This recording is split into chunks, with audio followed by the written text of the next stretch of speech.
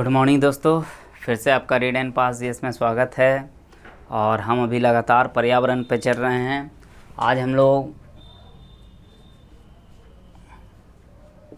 पर्यावरण का जो टॉपिक है बायोम, उसकी चर्चा करूँगा। तो काफ़ी मज़ेदार टॉपिक है, काफ़ी समझना ज़रूरी है। बायोम है क्या, इसको पहले समझिए। तो बता दें मित्रों कि बायोम जो है किसी भी क्षेत्र में जीव, वनस्पति, ये सारे मिल कर के जो एक माहौल को बनाते हैं उसी को हम जीवोम कहते हैं। जीवोम को प्रभावित करने वाले वर्षा, जलवायु, मिट्टी, वनस्पति मुख्य हैं।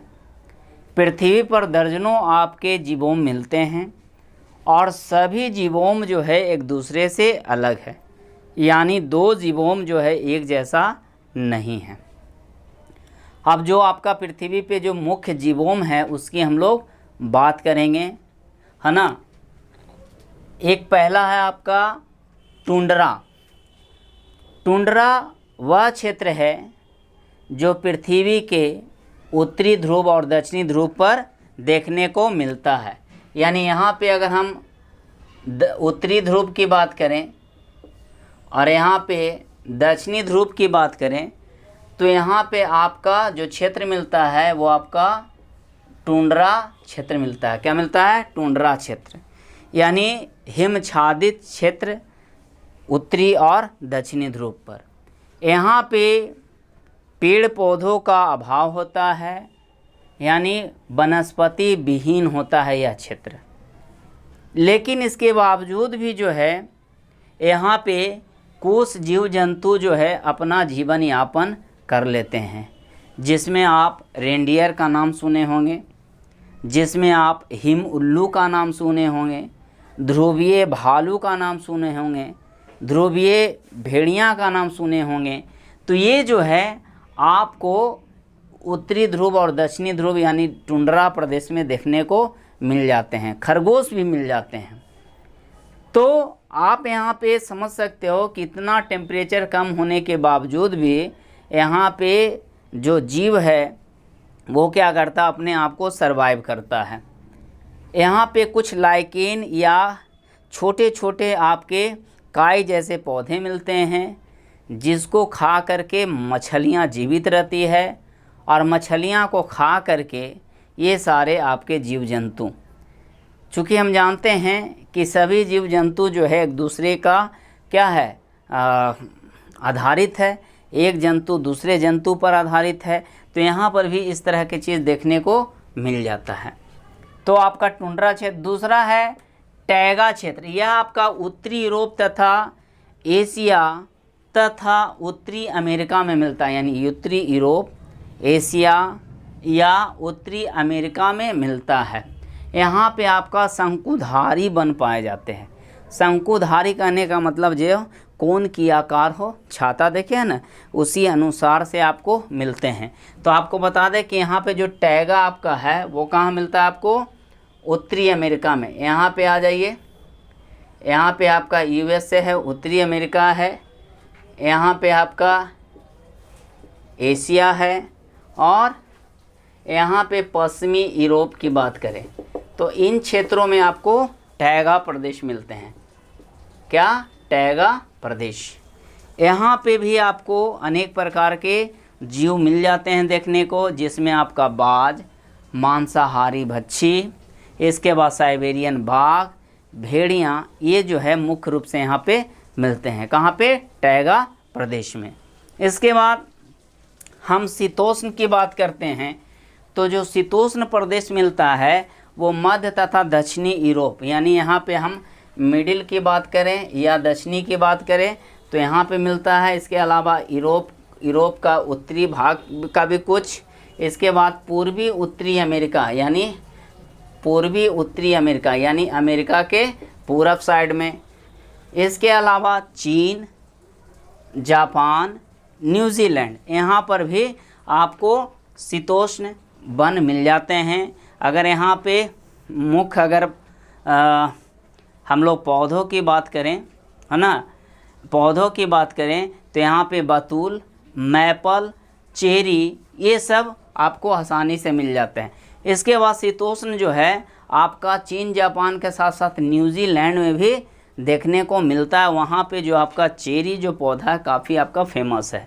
इसके बाद अधिकतर प्राणी जो है कशेरुकी और अकशेरुकी दोनों प्रकार के मिलते हैं। तो याद रखिएगा कि शीतोष्ण जो आपका जो वन है या जो क्षेत्र है वो कौन कौन सा है, तो मध्य तथा दक्षिणी यूरोप है ना, अमेरिका, पश्चिम चीन, जापान और न्यूजीलैंड। इसके बाद सवाना। सवाना काफ़ी फेमस है क्योंकि सवाना घास जो है अक्सर आपको सुनने को मिलता है और यह जो है सबसे ज़्यादा अफ्रीका में मिलती है। यानी आपको हमेशा याद रखना है, हमेशा पूछता है सवाना घास का मैदान, तो अफ्रीका में सबसे अधिक मिलती है। और यहाँ पे घास की अधिकता के होने के कारण यहाँ पे शाकाहारी जानवर जो है बहुत पैमाने पे मिलती है। और जाहिर सी बात है कि शाकाहारी जब जानवर मिलेगा तो वहाँ पे मांसाहारी जानवर भी मिलेगा ही मिलेगा। तो यहाँ पे आपका घास का मैदान का क्षेत्र है। और ये कहाँ मिलता है, तो यहाँ पे देख लीजिए ये अफ्रीका है, यहीं पे आपको सवाना घास का मैदान मिलता है। यहाँ पे आपको बता दें कि घास के बीच बीच में छोटे छोटे आपके पेड़ मिलते हैं, कुछ कटीली झाड़ियाँ मिलती है जहाँ पे शाकाहारी जो आपका जानवर है वो छिपा करते हैं या अपने बच्चे को जन्म देती है। इसके अलावा यहाँ पे हाथी, गैंडा, बाघ, शेर, चीता, लकड़बग्घा, हिरन इत्यादि पर्याप्त मात्रा में मिलते हैं। और अगर आप सफारी पे जाते हैं तो आपको यहाँ पे हर समय जो है कोई ना कोई जानवर को शिकार करता हुआ आप पाएंगे, है ना। यानी काफ़ी खूबसूरत जगह है, घास का मैदान है। तो यहाँ पे सफारी करने के लिए आप दूर दूर तक घास का मैदान है जिसमें आप एक जानवर को दूसरे जानवर पे अटैक करते देखेंगे। इसके बाद घास स्थल, ये जो है आपका उत्तरी अमेरिका, प्रेरी और यूक्रेन में मिलता है। यानी घास स्थल जो है उत्तरी अमेरिका, यूक्रेन में मिलती है। अगर इसमें घासों की प्रचुरता होता है तो घासों की प्रचुरता के कारण यहाँ पे मवेशी जो है बड़े स्तर पे पाली जाती है, चाहे वह भेड़ हो, बकरी हो, गाय हो, भैंस हो, है ना। तो ये मवेशियाँ जो हैं आपको अधिकतर पाई जाती है। और जहाँ पर मवेशियाँ के साथ साथ प्रेरी कुत्ता, भेड़ियाँ, रदनक कुदरने वाले आपका जो है, यहाँ पे कुछ चिड़ियाँ भी मिलती है जो ज़मीन में घोंसला बनाती है। तो याद रखिएगा, आपको पूछेगा कि वह चिड़ियाँ जो ज़मीन में घोंसला बनाती है कौन से क्षेत्र में मिलता है, तो घास स्थल क्षेत्र में मिलता है। इसका क्षेत्र कौन कौन सा है, तो उत्तरी अमेरिका और यूक्रेन है। इसके बाद आ जाइए मरुस्थल की बात करते हैं।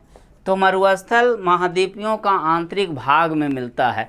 मरुस्थलों की संख्या अगर देखा जाए तो सबसे बड़ा मरुस्थल आपका अफ्रीका में है ना। अफ्रीका में ज़्यादातर जो मरुस्थल है वो आपका किसी भी महाद्वीप के पश्चिमी साइड में मिलता है।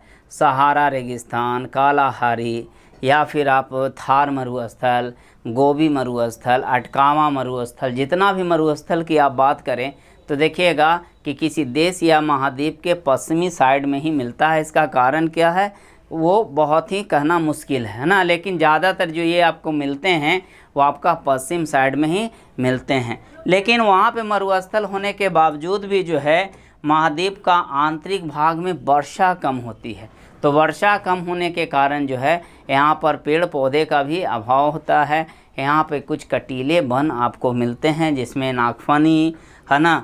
इसके बाद मरुस्थल का एक विशेषता यह है कि ये दिन में काफ़ी हीट होता है, गर्म होता है, और रात में काफ़ी ठंडी होती है। यहाँ पर आपका रेंगने वाले आपको जीव ज़्यादा मिलते हैं, जिसमें सरीसृप, सांप वगैरह जो आते हैं, और या फिर जो आपका गिरगिट्टी वगैरह जो है वो आपका रेंगने वाले जीव जो है अत्यधिक मात्रा में मिलते हैं। तो इस प्रकार से आप देखते हैं कि यहाँ पे जो है आपको जो आपका टैगा प्रदेश था, बायोम क्षेत्र था, उसका बारे में हम चर्चा किए, है ना। तो नेक्स्ट बार हम लोग फिर पर्यावरण से कुछ नए टॉपिक को उठाएंगे, उस पर चर्चा करेंगे।